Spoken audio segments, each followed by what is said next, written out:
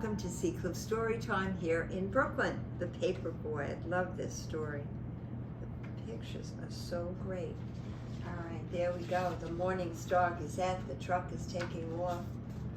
There it goes, up and down, up and down. Papers are being delivered to Boy's house, the Paperboy's house. The mornings of the Paperboy are still dark, and they're always cold, even in the summer. And on those cold mornings, the Paperboy's bed is still warm. It's always hard to get out, even for his dog. But they do. And softly they step down the quiet hall, past the door where the Paperboy's mom and dad are sleeping, past the door where his sister is still asleep, down to the kitchen where they both eat from their bowls. And out in the garage, they quickly fold the papers and they snap the green rubber bands around them and they place them in a large red bag. It's hard to ride a bike when you're loaded down with newspapers, but the Paperboy has learned how to do this, and he's good at it. The Paperboy knows his route by heart. He doesn't even think about it, which house to pedal to. Instead, he thinks about other things. Big things and small things, and sometimes he thinks about nothing at all.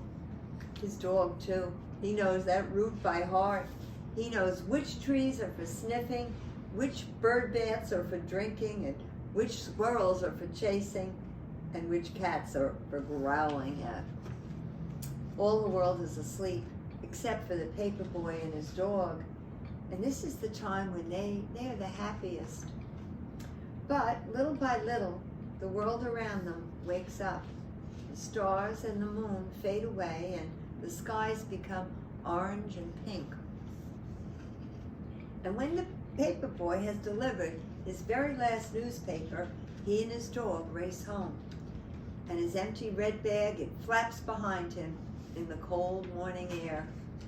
Soon they're back home and it's still dark inside, but the sounds of morning are all around. His mom and dad are awake and they're talking softly, and his sister, she's downstairs watching Saturday morning cartoons, and back inside in his own room, the Paperboy pulls down his shade, crawls back into bed, and it's still warm.